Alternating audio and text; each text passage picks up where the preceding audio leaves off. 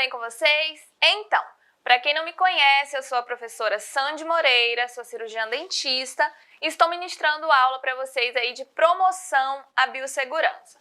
E aí, acredito que no decorrer das nossas aulas, no desenvolvimento das nossas aulas, vocês estão aí compreendendo a importância da biossegurança, principalmente aí para as profissões da área da saúde. Então, quando a gente fala em biossegurança, a gente fala em identificar ali os riscos, quais problemas futuros que podem ser causados no decorrer aí do desenvolvimento dos trabalhos. Então, sempre em busca de reconhecer quais são os riscos, de identificar quais são os perigos que existem aí dentro de cada profissão, para poder assim fazer de uma forma, executar o trabalho de uma forma que não ponha os profissionais justamente em risco, tá? Evitar esses riscos sempre.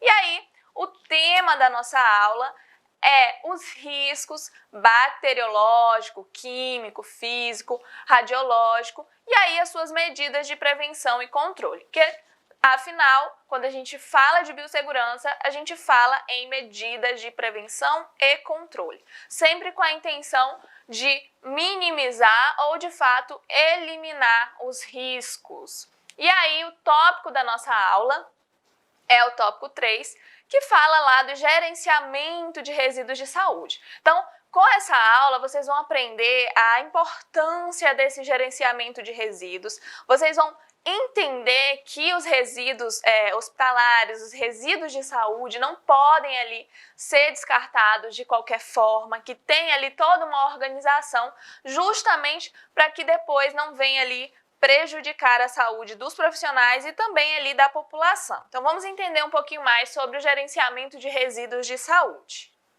Então, o gerenciamento ali de resíduos de saúde, pessoal, é uma das etapas mais relevantes, mais importantes ali para o bem-estar social. Afinal, como eu falei para vocês, o que é descartado dentro ali de um ambiente hospitalar, os resíduos hospitalares, os resíduos de saúde, eles não podem ali estar com o lixo comum. Por quê? Porque pode ali gerar uma contaminação em massa, pode fazer com que tenha ali algum acidente com um profissional de saúde, com a população, com o cidadão comum também. Então, vamos compreender aí um pouquinho mais da importância desse gerenciamento dos resíduos da saúde. Pessoal, de acordo com a RDC da Anvisa, número 306/4, e a resolução do CONAMA, número 308 de 2005, os resíduos dos serviços de saúde, tá?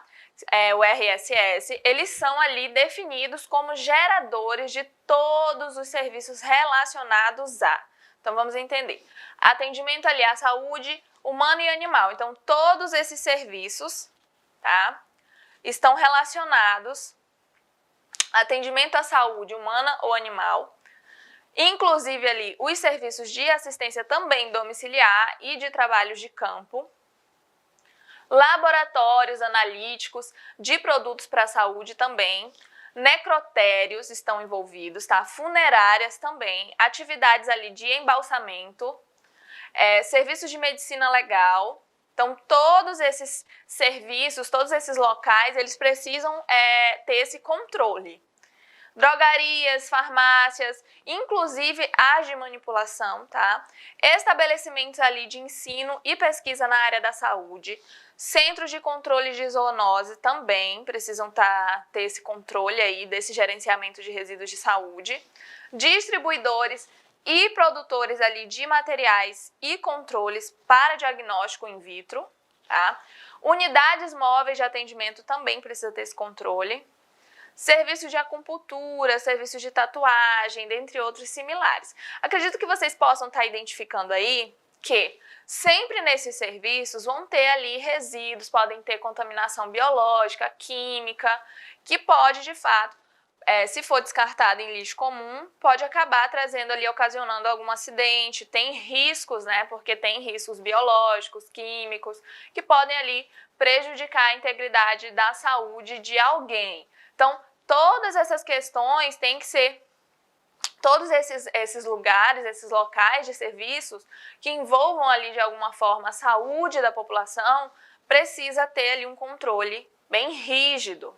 E aí, pessoal, vamos falar sobre o tema da nossa aula, né? Os riscos bacteriológicos, químicos, físicos, radiológicos, as suas medidas de controle. Então, vamos falar ali sobre o tópico 3.1.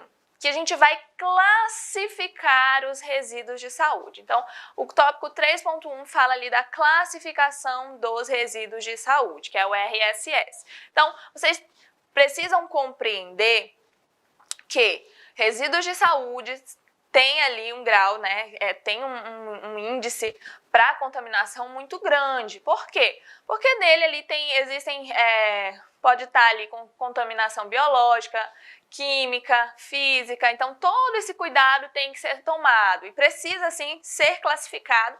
Por quê? Porque quando a gente trabalha biossegurança, a gente trabalha justamente a interação, entender, compreender os riscos, identificar, classificar. Para quê, professora? Precisa classificar, precisa entender, precisa fazer tudo isso dentro da biossegurança.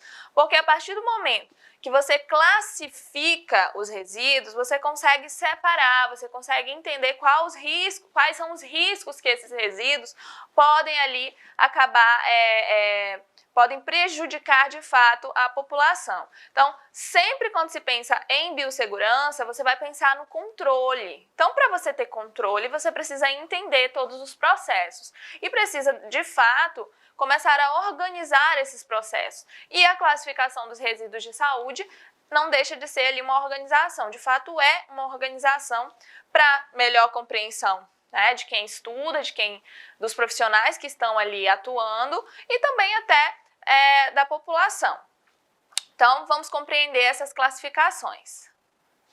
Pessoal, a classificação ali dos resíduos, elas podem ser consideradas uma das etapas mais relevantes quando se almejam ali o bem-estar social e uma saúde mais humana. Então, eu vou dar um exemplo para vocês. Se uma seringa, por exemplo, é descartada no lixo comum, não tem grandes chances de alguém acabar sofrendo um acidente perfuro-cortante com aquela seringa. Por quê? Porque a pessoa, quando você vai manipular, pensa ali no lixinho da sua casa, não é? Seu lixo, os resíduos comuns. O que você faz? Né? Você pega ali a sacolinha de lixo, vai descartar, vai colocar lá na lixeira para o coletor passar e levar. Esse lixo, ele vai para um local para lixo comum. Se você deixar ali uma seringa contaminada, se o lixo comum, né, os coletores do lixo comum fossem buscar no hospital ou em qualquer ambiente de saúde esse material contaminado e levasse ali para o descarte comum, imagina quanto não ia ter ali de poluição, o quanto que não ia aumentar e os riscos que esses trabalhadores também não estariam correndo. Então, mesmo o lixo comum, você tem que ter um cuidado, porque você tem que pensar que vai ser descartado e vai ter ali os coletores de lixo que vão ter que manuseá-los. Então, tem que ter um cuidado também ao descartar o lixo comum. E aí, quando você pensa em resíduos, né, de saúde, muito mais. Imagina a pessoa indo pegar ali uma sacola, descartar o lixo numa sacola, né, um perfuro cortante. Então, imagina o contato. Com certeza a pessoa ali, às vezes o próprio profissional que descartou poderia sofrer um acidente. Então, tem que entender esses processos, tem que compreender toda essa classificação para que, de fato, você consiga organizar e não prejudique sua saúde, né, como profissional da saúde, e também não prejudique a saúde do próximo, né, do resto da população. Então, esses cuidados e essa classificação desses resíduos, ela é sim considerada uma das etapas mais relevantes, mais importantes quando se almeja ali, né, quando tem intenção de um bem-estar social para a saúde, né?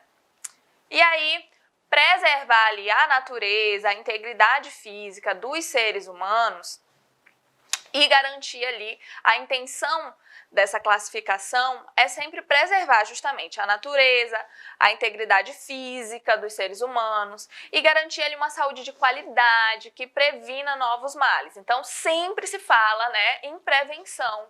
Você não quer que o profissional acabe se acidentando ou até a população. Então, sempre pensando em prevenção. Prevenção, garantindo ali a qualidade de saúde, a qualidade de vida, que previne esses males à população e devem ser ali uma das suas prioridades essenciais. Então, eu sempre falo que quando você se dispõe a fazer um curso da saúde, você está se comprometendo com a saúde, você está se comprometendo com o próximo. E ao mesmo tempo, pessoal, vocês estão se comprometendo com vocês mesmos. Então tem que ter ali essa consciência, tem que levar isso para a vida de vocês, levar isso para a vida profissional de vocês. Por quê? Porque vai ser o dia a dia.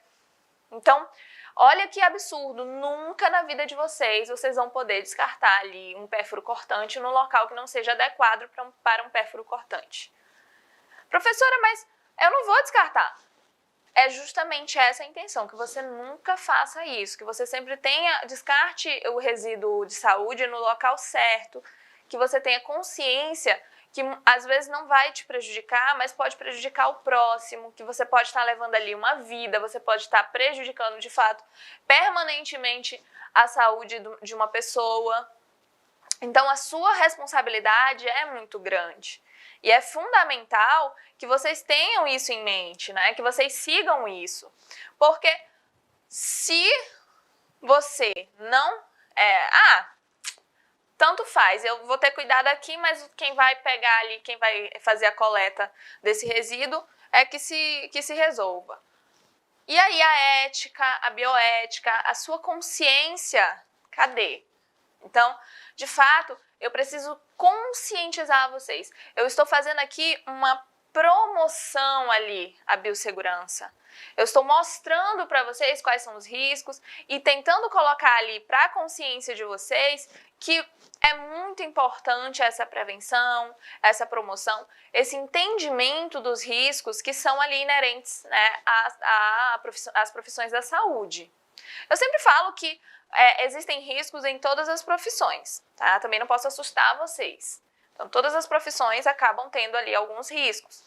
A da saúde é mais uma questão de atenção, nós precisamos ter muita atenção a todo momento. Há um procedimento que vai ser realizado, aos nossos atos dentro de um ambiente de saúde. Então, tudo tem que ser realizado com muita atenção. Você não pode fazer de uma forma mecânica, porque é aí que mora o perigo.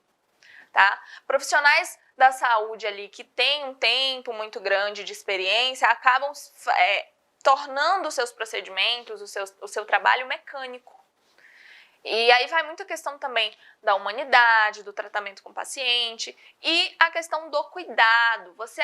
O profissional ele acaba achando que ele é imune, que ele é um super-herói, de fato mas também ali tem questões que podem prejudicar a saúde. Então não é porque você trabalha 10, 20 anos em um ambiente ali de saúde, como profissional da saúde, que não vai acontecer nada. Então tem que ter sempre o cuidado, sempre o cuidado. Vou até me tornar repetitiva com vocês durante nossas aulas, por quê? Porque a biossegurança ela traz isso. Então você precisa ter cuidado, sempre, sempre ficar atento, sempre ter atenção. Principalmente porque você vai estar lidando com a saúde do próximo, né, de outras pessoas, e também para preservar a sua. Então, quando se fala em classificação de resíduos, sim, ele está ali dentro de uma questão primordial dentro dessa preservação ali da saúde das pessoas. E de acordo com a RDC da Anvisa, número 306 de 2004, e a resolução ali do CONAMA, número 358 de 2005, os resíduos essa classificação dos resíduos de saúde, eles são ali, né, classificados em 5 grupos. Então, nós temos ali grupo A, grupo B, o grupo C, o grupo D e o grupo E. Então, nós temos ali uma classificação em 5 grupos, tudo bem? Então, vamos entender um pouquinho mais. E aí, professora, mas para que tanta coisa? Eu não vou conseguir. Você vai conseguir. É muito tranquilo. Vocês vão perceber que é tudo uma questão de costume, de você olhar, de você se interessar. E essa classificação é bem tranquila para vocês conseguirem aí aprender. Então, o grupo A, pessoal, ele engloba os componentes com possível ali presença de agentes biológicos, tá? Então, grupo A, agentes biológicos. Por suas ali características de maior virulência ou concentração, eles podem apresentar sim um risco de infecção. Então, tem que ter um cuidado bem grande. Por quê? Porque dentro desse grupo vão ter ali materiais que podem ali conter, né, virulência, concentração ali de risco para infecção, que pode de fato prejudicar a saúde tanto do profissional quanto da população. E aí dentro do grupo A eu vou dar um exemplo para vocês. Então nós temos ali, por exemplo, placas e lâminas de laboratório, carcaças, peças ali anatômicas, né, membros, tecidos, bolsas transfusionais contendo ali sangue, dentre outros ali materiais biológicos. Então pode estar com sangue, saliva, secreções. Então tudo isso está ali dentro do grupo A. Então qual é o grupo A? O grupo ali de risco biológico. Então sempre tentem, até repitam comigo agora no momento da aula. Grupo A está ali dentro dos materiais que podem estar contaminados com material biológico. Então, grupo A, risco biológico. O grupo B, tá? Ele contém substâncias químicas, então tá dentro ali do risco químico. Olha a caveirinha, né? Então, o grupo B está dentro do risco químico e podem ali apresentar risco à saúde pública ou ao meio ambiente. Olha que interessante. Então, tem que ter muito cuidado, dependendo ali de suas características de inflamabilidade, corrosividade, reatividade e toxicidade, tá? E aí, os exemplos que eu posso trazer para vocês do grupo de risco ali B, que é o risco químico, a gente tem exemplo, medicamentos, tá? Então, medicamentos apreendidos, eles não podem ser descartados de qualquer forma, não pode ir para lixo comum, então tem que ter cuidado. Reagentes de laboratório também não pode ser descartado de qualquer forma. Resíduos contendo ali materiais pesados, dentre outros. Então esses são alguns exemplos que estão ali classificados no grupo B, que é o risco químico, que são materiais que podem ter ali, conter algum risco químico. E aí, qual o grupo C, professora? O grupo C, tá? É quaisquer materiais que são ali resultantes de atividades humanas que tenham ali radionuclídeos com quantidades superiores aos limites ali de eliminação específica das normas de Comissão Nacional de Energia Nuclear, CNEN, a CNEN, tá? E esse grupo, para você associar ali, grupo C, rejeitos radioativos, tá? Então, se atentem a isso, rejeitos radioativos, tudo bem? Então, grupo A, riscos biológicos, grupo B, risco químico, grupo C, rejeitos radioativos. Então, bem tranquilinho para vocês conseguirem aí assimilar. E é fundamental que se atentem, pessoal, não deixem, não fiquem nessa de ficar decorando, de fato aprendam. Por que, professora, que eu preciso aprender? Porque você precisa trabalhar, você vai se formar e você vai querer trabalhar. Então, para você trabalhar, você precisa saber, você precisa entender a biossegurança, tá? Você precisa compreender. Então, não se engane, estude, vai depender de você. E aí, quais são os exemplos que nós temos ali né, de rejeitos radioativos. Então, nós temos ali serviços de medicina nuclear e radioterapia. Então, tudo que está envolvido com medicina nuclear e radioterapia precisa ali estar classificado dentro do grupo C, né, dos riscos de rejeitos ali radioativos. E aí, nós vamos falar ali do grupo D, tá?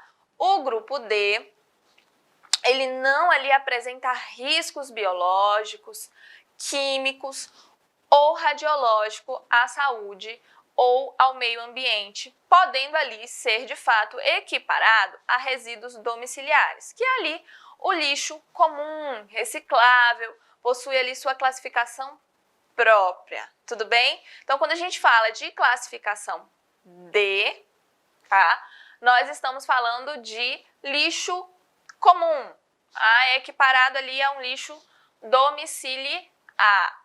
Então, nós temos ali grupo A, que é o risco biológico, grupo B, risco químico, grupo C, rejeitos radiológicos, e grupo D, que é equiparado ali ao lixo comum, tá? Ao lixo domiciliar.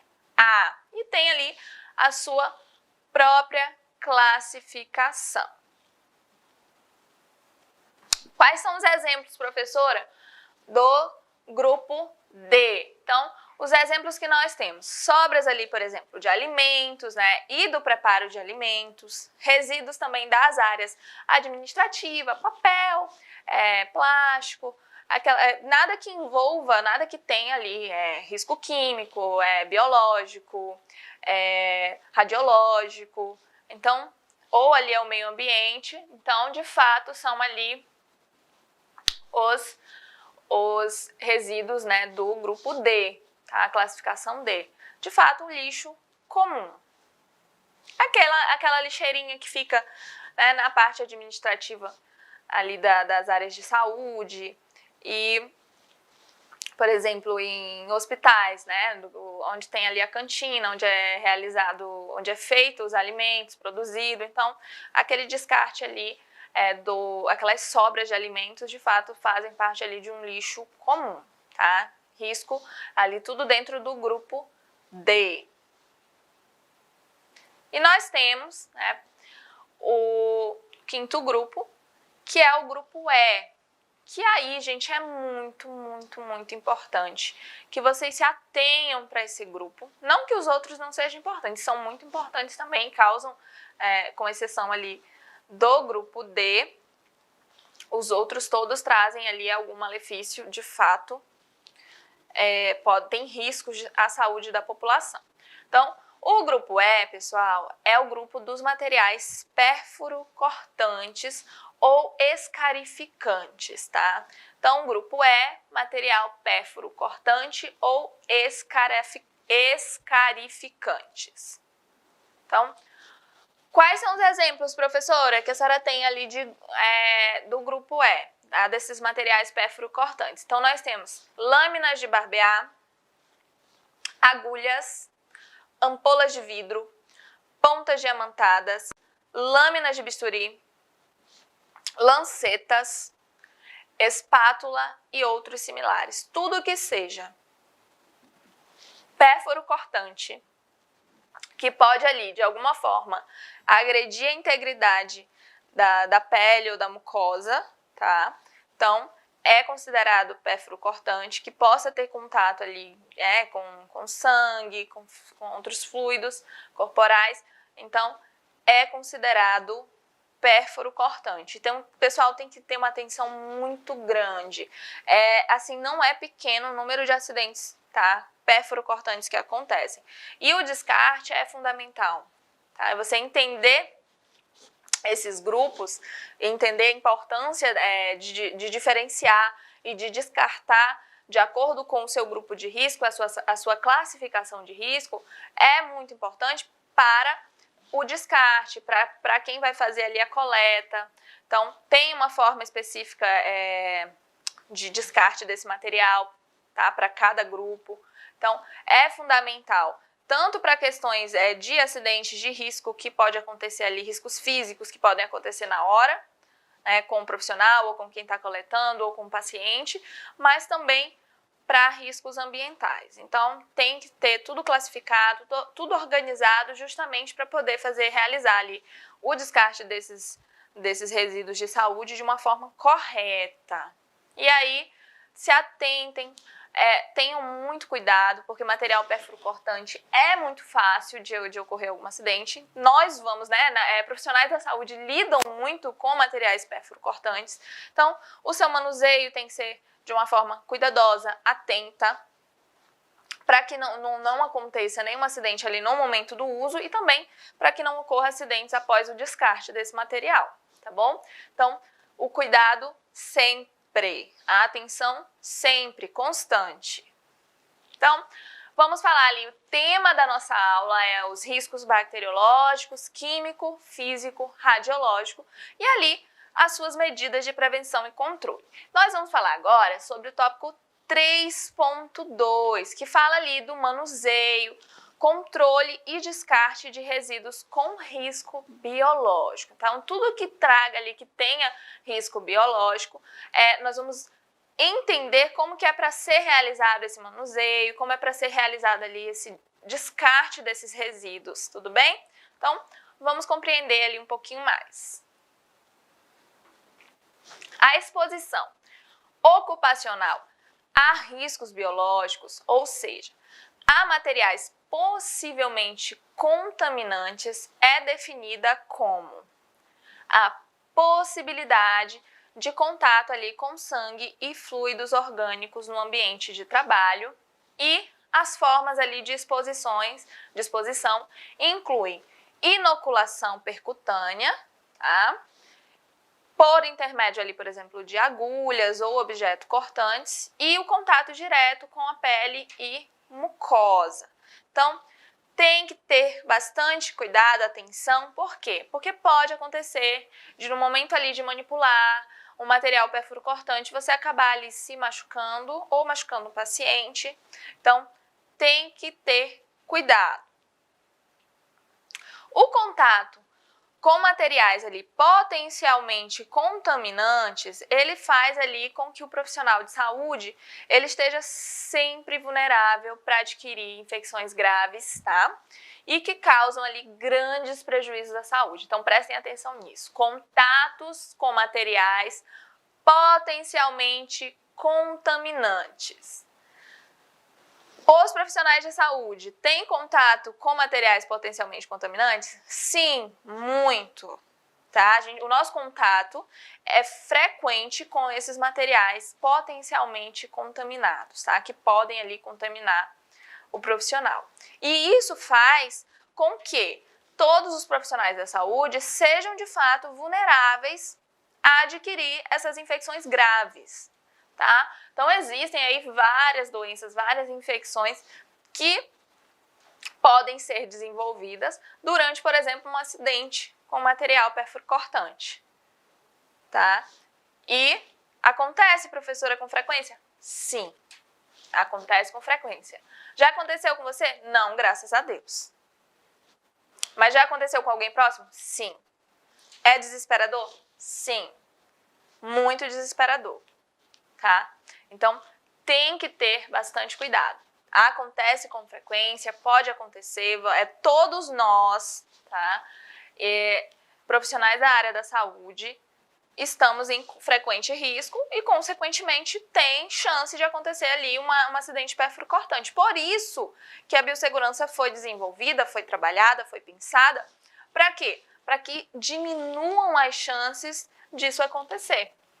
E só entendendo, colocando isso para si, para sua vivência, para o seu desenvolvimento do trabalho, é que vai fazer com que você não seja ali o de fato sorteado para acontecer um acidente desse, tá? Pessoal, é muito complicado. Quando acontece um acidente perfluorocortante é muito complicado, tanto em questões da sua saúde física, mas da sua saúde psicológica, porque de fato o profissional, quando acontece isso, fica abalado, fica com medo, fica ansioso. Aí existem protocolos com relação a isso, mas que até o desenvolver de tudo isso, ou para você descobrir que nada aconteceu, que está tudo bem, ou para de fato ver que aconteceu uma coisa e entrar com tratamento, é uma situação que te deixa abalado, que deixa o profissional abalado, tá? Então, precisa ter cuidado, muito, muito cuidado, muita atenção. Então, exemplos aí para vocês, tá? Então, vou começar a dar os exemplos aí das doenças, né, dos vírus que podem ser contraídos durante ali um acidente perfuro-cortante, dentro desse controle. Se você não tiver esse manuseio, esse controle do descarte desses resíduos com risco biológico, de ter esse cuidado para que não ocorra ali algum acidente. Então, quais são ali, professora, as doenças, quais são os vírus que podem, né, esse material biológico contaminante pode desenvolver alguma doença nos profissionais ou na população em si. Então, nós temos aí o vírus da imunodeficiência humana, HIV, tá? Então, dentro de um acidente desse, se o material, né, por exemplo, uma seringa tiver com material biológico com o vírus aí da imunodeficiência humana, com HIV, pode acontecer da pessoa se machucar e acabar contraindo. É um risco. Ah, professora, mas aí você não vai ter... Você vai saber qual é o paciente que você está atendendo, você vai ver, vai ter cuidado. Não, pessoal. Você tem que ter cuidado, é uma coisa que eu aprendi. Você tem que atender a todos como se todos tivessem alguma coisa. Por quê? Porque quem vê cara não vê coração. E não se enganem, que por mais às vezes que você faça uma anamnese eficiente, que você tenha um acompanhamento com o paciente, tem vezes que nem o paciente sabe, gente. Tá?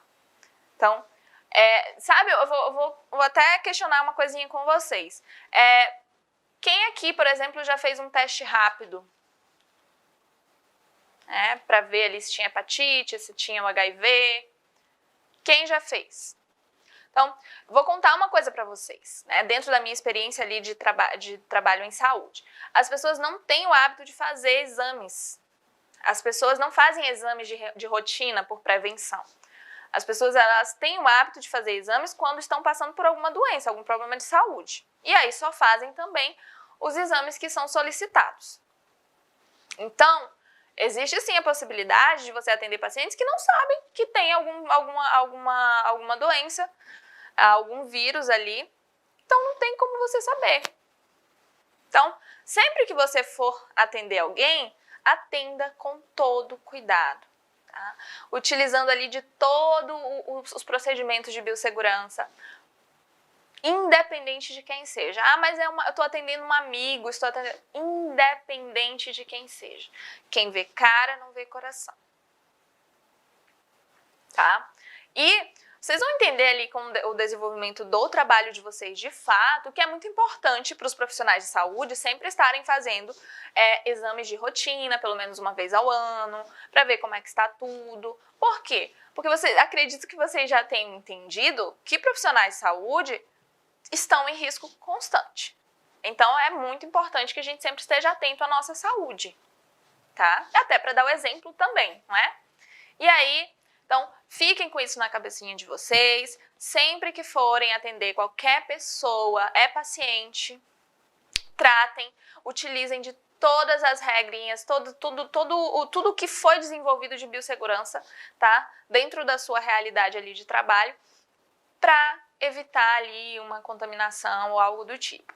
Então, se fala muito, as pessoas têm muito medo, não é, do HIV. Mas tem uma questão que talvez vocês não tenham ali essa noção, mas, gente, a hepatite é um perigo, tá? A hepatite é um perigo grande. Por quê? Porque tratamento é muito complicado para a hepatite. Então, a chance de uma pessoa ali chegar a óbito por desenvolver uma hepatite é maior em relação a pessoas que têm ali o vírus, né, que vivem com o vírus do HIV. Tá?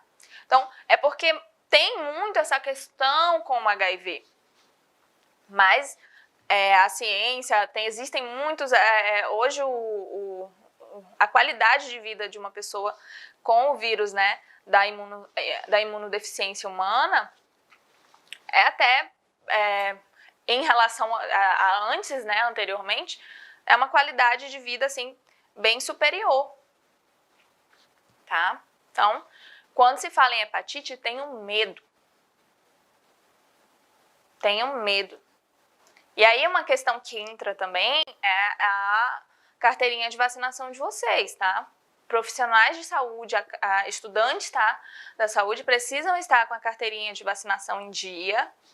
Não pode ter ali vacina atrasada. Por quê, professora? Porque, gente, não é? Vocês vão estar em constante risco. Profissionais de saúde estão em constante risco. A gente tem ali a gente convive, a gente atende muitas pessoas. Então, precisa estar com a vacinação em dia. E a hepatite lá, tá? A vacina contra a hepatite é fundamental dentro da carteirinha de vacinação, tá? Para profilaxia. É muito importante. Então, olha os exemplos que eu trouxe, né? Então, dentro desse material biológico contaminado, pode vir ali, né, com o vírus do HIV, com o vírus da hepatite B e com o vírus da hepatite C. Então, tem que ter muito cuidado. O manuseio desses resíduos sempre devem ser ali realizado com equipamentos, tá, de proteção individual. Então, mesmo no momento ali, em todo momento que você vai manusear resíduo, mesmo que seja lá já o descarte, tem que ser realizado com EPIs, que são os equipamentos de proteção individual. O profissional, ele deve utilizar luvas, máscara, uniforme com mangas compridas e também protetores de calçados, tá? Então, todo o equipamento de proteção individual. É indicado que a coleta, né, desse material seja realizada no mínimo 2 vezes ao dia ou sempre que atingirem 2/3, tá, do volume máximo do recipiente. Então, tem que sempre ser, né, realizada a coleta no mínimo 2 vezes ao dia ou sempre que atingir ali 2/3 do volume do recipiente, que o material está sendo descartado. Então, professora, então quer dizer que esse material ele não pode ficar até o topo. Não posso deixar ali o descarte, né, até o topinho, até o final do recipiente, do volume do recipiente. Não, 2/3. Justamente para evitar que ali no contato, na hora do descarte, você acabe sofrendo algum acidente, ou até mesmo a pessoa que vai coletar. Então, tem que ser feito com todo cuidado. Os sacos devem ser fechados e conduzidos até o local destinado para esse fim, chaveado e com acesso restrito, tá, aos funcionários da equipe de higienização. Então, as pessoas que ficam responsáveis por coletar esse lixo, né, esses resíduos, eles têm que ter ali um local restrito para ser colocado ali esse material até de fato ele ir para o seu destino final, tá? Os resíduos do grupo A, eles possuem ali subclassificações que dependem do tipo de resíduo gerado. Então, a gente tem A1, A2, A3, A4 e A5, tá? São as subclassificações ali do grupo A. Então, A1 são resíduos de cultura, né? Material proveniente ali de campanhas de vacinação, material de indivíduos com suspeita ou certeza de contaminação por agentes da classe de risco 4, bolsas de transfusão em material rejeitado, tá? A2, carcaças, peças anatômicas e viscerais vísceras de animais utilizadas ali em pesquisa experimental. Grupo, o A3, né? São ali as peças anatômicas de seres humanos e produtos de fecundação sem sinais vitais e com peso menor ali que 500 gramas, tá? Então, são descartados ali dessa forma. A4 são acessos arteriais endovenosos utilizados para diálise, sobras de amostras de laboratórios, tecido adiposo, peças ali anatômicas provenientes de procedimentos cirúrgicos, bolsas de transfusão vazia, tá? E as 5 são órgãos, tecidos, fluidos orgânicos, materiais perfurocortantes e outros materiais resultantes ali de prestação de serviços à saúde com suspeita ou certeza de contaminação, tá? Então fica ali dentro do A5 da classificação de risco do grupo A. O armazenamento externo ali dos resíduos do grupo A, ele se dá com o acondicionamento em container, tá? Fornecido ali por empresas de recolhimento e tratamento de resíduos terceirizados. Tá? Então, existe ali empresas que lidam, né, que trabalham apenas com esse recolhimento de tratamento de resíduos. Deve estar ali sempre com tampa e identificação adequada. Esse local deve permanecer constantemente chaveado. Então, sempre tem que ser restrito o acesso, tá? E aí, vamos falar ali sobre o tema da nossa aula, né? Que são o risco bacteriológico, químico, físico, radiológico, suas medidas ali de prevenção e controle. Então, vamos falar ali sobre o tópico 3.3, que fala sobre o manuseio de materiais perfurocortantes. Essa aula é muito importante, né? Eu preciso de fato que vocês se atentem e preciso que vocês se comprometam em de fato seguir aí as instruções, entender esse processo, se comprometer, porque é um comprometimento de fato com a saúde de vocês, tá? Então, preciso que vocês se atentem bastante, porque o manuseio de materiais perfurocortantes é um procedimento constante para profissionais de saúde. Então, nós sempre, dentro do dia a dia de trabalho, o manuseio desses materiais perfurocortantes acontece com bastante frequência. Então, tem que ter ali um entendimento sobre isso, tem que ter essa atenção, esse cuidado para que não ocorra algum acidente. Então, durante ali a década de 1980, devido ali à epidemia do vírus da HIV, né, os profissionais da saúde, eles ficaram mais atentos e preocupados com possíveis contaminações. Então, lá na década de 80, com essa epidemia que teve ali do vírus do HIV, começaram a se preocupar. Então, bem recente, não é? Lá em 1980. Então, até então, os profissionais não tinham tanta atenção. Então, prestem atenção nisso. Precisou ter ali a epidemia do vírus do HIV para os profissionais de saúde começarem ali, de fato, a se atentarem para esses riscos, né, para esses perigos ali com possíveis contaminações. Relacionadas ali, por exemplo, a prestação de serviços de saúde em pacientes com a síndrome da imunodeficiência adquirida, tá? E vários métodos de prevenção primária acabaram sendo estabelecidas, né, dentro desses medos, desses anseios dos profissionais, tais como ali o uso dos EPIs, né, que são os equipamentos de proteção individuais, e o manuseio ali adequado do material e também os programas de conscientização e educação continuada, tá? Então, sempre que se fala ali em biossegurança, vocês vão me ouvir falando principalmente de educação, de promoção, de mostrar para os profissionais, de mostrar para a população os perigos e as formas ali de agir para que tenha ali a prevenção. Então, começou a ter essa conscientização da educação continuada para os profissionais. E é importante sempre manter em mente ali que qualquer etapa do manuseio do material perfurocortante é uma situação de risco. Então, você tocou no material perfurocortante, você já está em uma situação de risco. Em qualquer etapa. Mesmo antes ali de fato atender um paciente, tá? Então a todo momento que estiver tendo contato com o material perfurocortante é uma situação de risco. Então tem que ter atenção, cuidado. Tenho aí para vocês a imagem do local de descarte, né, de materiais perfurocortantes. São essas caixas ali, geralmente. Tem a marcação do limite de até onde deve encher com esse material descartado. E o fato de tentar ali realizar mais de um procedimento ao mesmo tempo e a maneira ali como o material é utilizado podem sim aumentar ali ainda mais a chance de ocorrer um acidente de trabalho. Então, não inventem de, no momento de estar ali manipulando o material perfurocortante, querer fazer duas coisas ao mesmo tempo.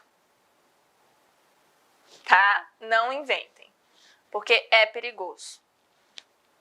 Então, nada de tentar realizar o procedimento, dois procedimentos ali ao mesmo tempo, e sempre ter ali cuidado com a maneira com que esse material vai ser utilizado. Tudo bem? O manejo dos materiais perfurocortantes, ele requer, de fato, cuidados especiais quando ali comparados com outros tipos de resíduos, tá? Então, quando se fala em material perfurocortante, tem que ter uma atenção um pouquinho maior, né? Tem uma diferença ali quando comparados aos outros tipos de resíduos. O que é dividido ali em diferentes etapas. Então, a gente tem a etapa da segregação, tem a etapa ali do acondicionamento, tem a etapa da identificação, tem a etapa do transporte interno e tem ali a etapa do armazenamento temporário e externo. Então, o que é dividido em diferentes também etapas, que é tratamento, coleta e transporte externo, descarte final, tá bom?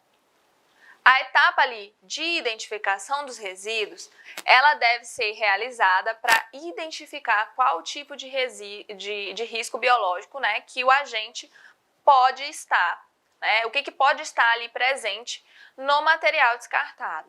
Tudo bem? Então, essa etapa de identificação é para identificar qual é o agente biológico, o que pode estar ali presente nesse material que vai ser descartado.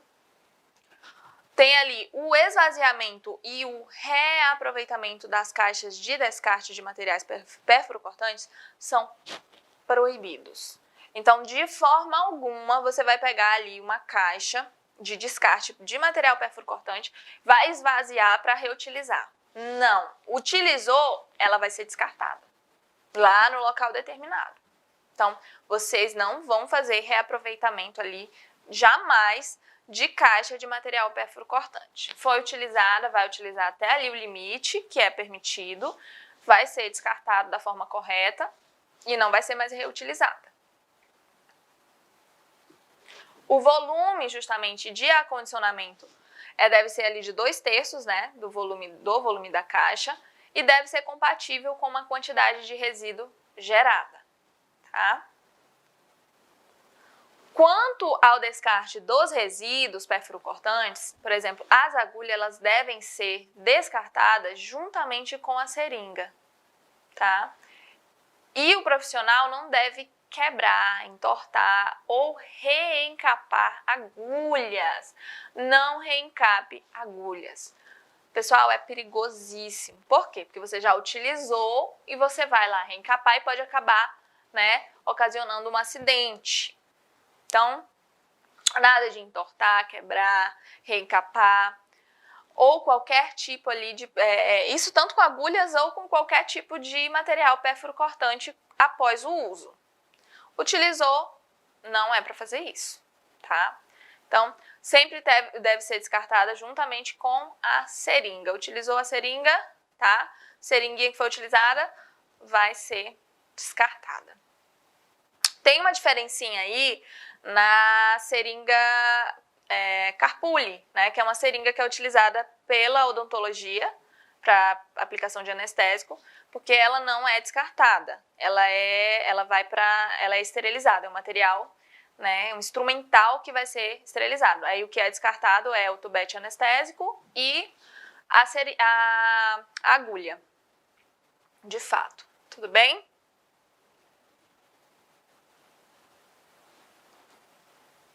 Durante ali ou transporte manual de recipiente utilizado ali para descarte de material perfuro-cortante, jamais deixe que a caixa entre em contato com o seu corpo, tá? Então, no momento que você vai fazer o transporte ali, que você precisar realizar transporte de material, tá? Desse recipiente, não deixe que entre em contato com o seu corpo. Então, sempre mantenha ali afastado, tá?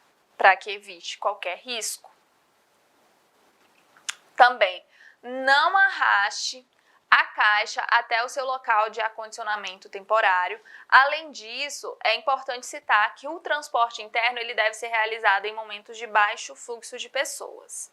O transporte deve ser feito com uma equipe responsável ali pelo serviço com treinamento específico, tá? Para realizar essa atividade, sempre utilizando também EPIs. Então, o tema da nossa aula é os riscos bacteriológico, químico, físico, radiológico e suas medidas ali de prevenção e controle. E nós temos ali o tópico 3.4, que fala ali sobre as boas práticas laboratoriais, tá? A BPLS. Então, as boas práticas laboratoriais, elas determinam que todos os profissionais, eles devem primeiramente reconhecer os riscos biológicos, químicos, físicos e ergonômicos com os quais tem contato ali dentro de um ambiente de trabalho, né? E quais riscos estariam os mais expostos. Então, sempre que se fala, sempre falo para vocês que com relação à biossegurança, você precisa entender quais são esses riscos para, de fato, ter ali ocorrer a prevenção. O profissional ele deve ser treinado por um membro superior da equipe, visando sempre ali o aprendizado referente às precauções e procedimentos de biossegurança. Para a realização ali de suas atividades, o profissional ele deve fazer o uso de equipamentos de proteção necessário, portanto, ele deve utilizar roupas protetoras, uniformes, aventais e jalecos, as quais devem estar disponíveis e ser utilizadas inclusive por visitantes também. Após o término das atividades, todos os materiais utilizados que não foram ali descartados, eles precisam ser esterilizados, tá? Ao sair do ambiente de trabalho, é importante verificar se tudo está em ordem. O último a deixar o local, ele fica encarregado ali de desligar todos os equipamentos e verificar se todas as lâmpadas estão desligadas. Então, vou falar para vocês o tema da nossa aula, né? Os riscos bacteriológicos, químicos, físicos, radiológicos e suas medidas de prevenção e controle. Então, eu vou falar sobre o tópico 3.6, equipamentos de proteção individual. Tá? E aí, a gente tem, aliás, o tópico 2.6, tá, pessoal? Então, os equipamentos de proteção individual e coletiva. Devido à exposição ali de constante dos profissionais de saúde aos inúmeros riscos, né, que existem, equipamentos de proteção individual e coletiva assumem um papel muito importante dentro aí dessa preservação da saúde dos trabalhadores. A prevenção ali de doenças infecciosas em ambientes de prestação de serviço de saúde existe ali, né, que certas precauções sejam adotadas. Então, destaca-se aí o uso de equipamentos de proteção individual, que são os EPIs, e dos equipamentos de proteção coletiva, que são os EPCs, tá? Então, esses equipamentos, eles necessitam do certificado de aprovação, tá? Do Ministério do Trabalho, do Emprego, MTE, e inicialmente é importante citar que a empresa sempre vai ser obrigada a fornecer esses EPIs para todos os seus funcionários, tá? Os equipamentos de proteção individual, se tiverem ali nas situações em que as medidas gerais de segurança não garantam ali a proteção completa contra os riscos presentes no ambiente, então você não vai trabalhar se não te derem condições de trabalho, tá? Os EPIs, eles não são destinados apenas para a proteção ali do profissional de saúde, tá? Mas também visam a prevenção e, consequentemente, a minimização ali dos riscos de transmissão de doenças infecto-contagiosas. Os EPIs, eles devem ser utilizados e estão sempre relacionados ao potencial risco de exposição a fluidos orgânicos, como sangue, né, entre outros líquidos corporais, contato direto ali com lesões cutâneas, mucosas e cuidados envolvendo procedimentos que são invasivos. A norma regulamentadora, tá, número 6, tá, a NR6 da Agência Nacional de Vigilância Sanitária, que é a Anvisa, ela divide os EPIs ali em 9 grupos diferentes. São classificados de acordo com a parte do corpo, né, para a qual oferecem a proteção. Então, a gente tem proteção da cabeça, como capacete, capuz ou balaclava, proteção dos olhos, óculos, máscara de solda e proteção facial, protetor facial. Proteção auditiva, tem protetores auditivos, proteção respiratória, purificador de ar não motorizado, purificador de ar motorizado. Nós temos ali respirador de educação de ar tipo linha, de ar comprimido, respirador de educação de ar tipo máscara autônoma e respirador de fuga.